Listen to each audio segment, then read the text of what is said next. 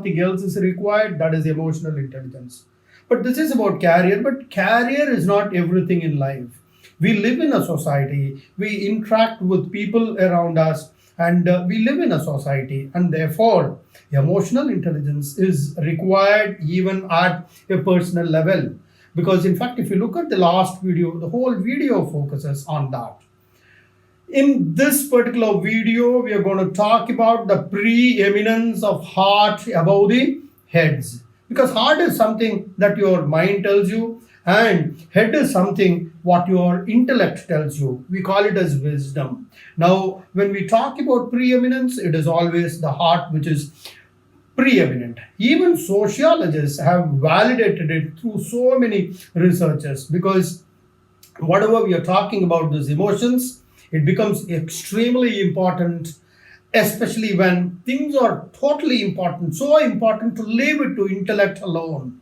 Because there are certain things, how much ever you use your intellect, it is not sufficient. Over and above that, the feelings, the emotions, they become much more important. For example, today, if you are filling up the annual appraisal of some employee, whether he should be promoted, how much increment he needs to be given, scientific methods are being employed for that. To a large extent, they are scientific. There is no doubt in that. You have KPIs, key performance indicators, your key result areas. All these things are extremely important. We try to quantify all that. But one thing that we need to keep in mind, how much ever you quantify them, ultimately, when it comes to the point of giving them the increment or a decision whether to promote them or not, judgment is extremely important. Personal judgment, that is extremely important. For example, if you talk about people, senior people who have started with a small shop and who had built multi-crore empires. I have MDR Masala Man as I'm speaking about. If you sit with them and speak to them, they may not know much about your scientific management techniques, what is business plan. They may not know what is KPI, KR. Quite possible they are not aware. But most of their judgments are generally correct, because those judgments come from their instincts that emerge from their past experiences, what they have learned in their past experiences, etc. etc. It's not just, you study for 2 years, get an MBA degree and you have learned everything, because life teaches you lots and lots of things, and that's what exactly we call as emotional intelligence, what we learn from the society. Now we are talking about one generation, say 30, 40 years is somebody's active life. We're talking about 50, 60. But when you talk about evolutionary biology, we don't know how old this world is, how old this universe is. We really don't know. Maybe millions of years old.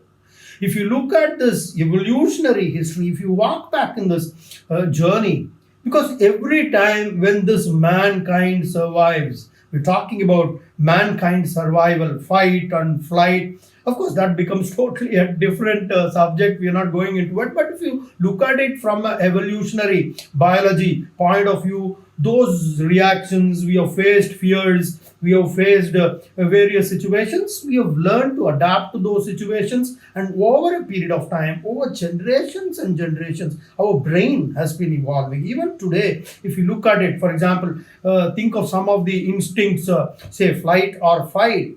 We have not learned all those in this generation, but this evolution has happened over the millions of years. We are not talking about this particular birth. If you get into philosophy, you get into transmigration of souls, incarnation, rebirth, etc. We are not talking about it. We are talking about the genetic factors that are passed on from generation to generation. It's like a SIM card.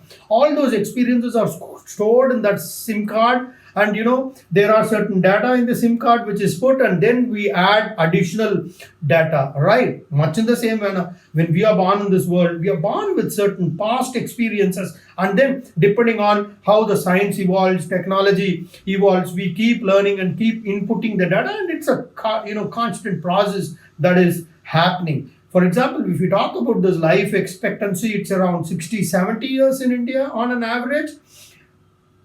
We're not talking about the 70 years, we're talking of millions of years, how our brains have developed, and as a result of which, how our emotions got crystallized over a period of time, right?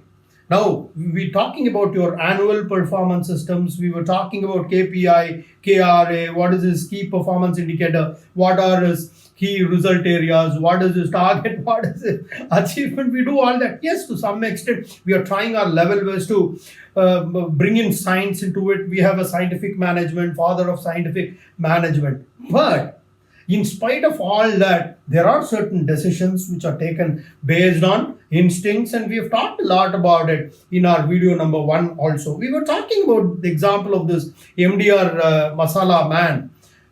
These guys may not have done their masters in business administration, but he can sit and say, for this particular distributor, don't give him any extra credit.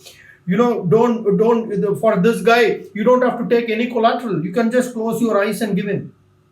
We can't implement such kind of things in today's atmosphere. But experience is experience, and many a times, most of the times, they turn out to be true. Probably that's the secret of how they developed a small shop into a multi-crore empire, right? But today, this is what we are trying to do, that artificial intelligence. Today, we have artificial intelligence, machine learnings, etc., etc. People are doing your ML, AI, data science, the data technologies, Python, Hadoop. A lot of frameworks are being, improvements are made. But at the same time, these are feelings. These emotions are something which are extremely important, which play a very important role in our everyday lives, right? We have heard a lot about comedy of errors, but in the context of emotional intelligence, if you speak, it is tragedy of errors. And Daniel Goleman talks about a small story about a 14-year-old girl. Her name is Matilda Crabtree.